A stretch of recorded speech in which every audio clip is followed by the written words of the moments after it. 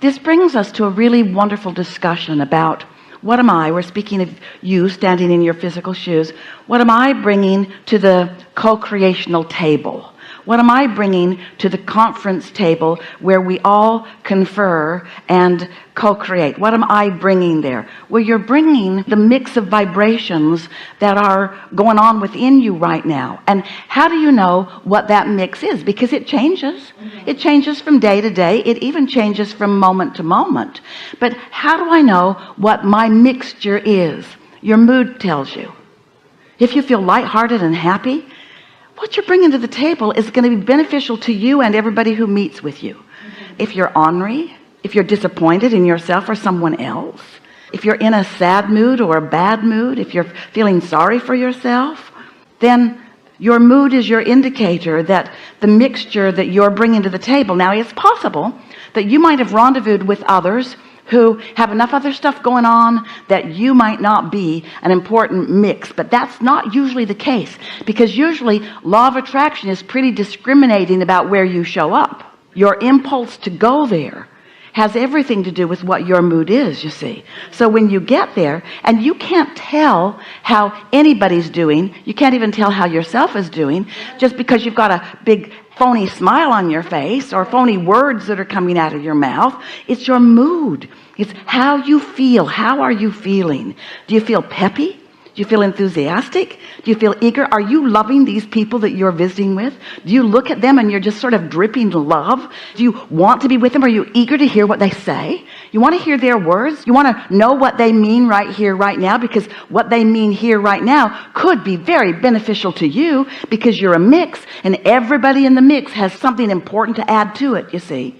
Something important that really brings the mood stronger to wherever it's leaning. That's why there's mob rule. That's why there are uplifters and there are detractors, you see. So what you're helping us to say is, it's not now that you've shown up what's going on. It's what were you doing before you showed up to prepare your vibrational atmosphere? Did you show up open and eager and in love with life?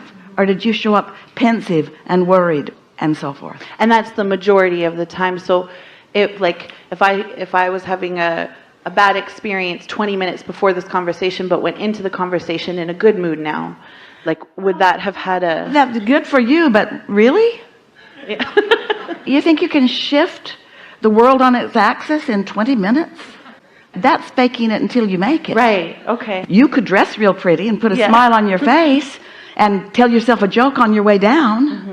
But your moods are usually longer lasting than that. That's why we ask you to be nice to yourselves. That's why we ask you to rest well and fuel yourselves and have experiences that hold you more steady in that place of appreciation. Take the time to settle in to the well-being that is so ready to permeate your whole experience. Don't cram for the test right before. Okay. Yeah. Don't just memorize a bunch of stuff so that you get good marks on the chart, because it's your vibrational input that matters. Yes? Yeah, thank you. I have one more quick question. Just about the vortex, and is there, it sounds weird, but is there different levels to being in the vortex? Like, some days I'm just like satisfied and I'm like cruising along and everything's like good, and then other days I'm ecstatic and so is there like am I coming in at different places into an alignment? Or really, whether you feel ecstatic or whether you feel satisfied, you have equal access to your vortex. But here's the distinction. Just surrendering to the well-being of your life experience does not have you bouncing off the walls with enthusiasm. We understand what you're talking about these degrees of emotion, but let's call that momentum within the vibration. But when you meet your vortex, so here's your vortex, pure positive energy, and you meet it with no resistance. Meditation is meeting your vortex with no resistance, and your mind is quiet. Your mind is quiet, and yet there you are, ready to receive.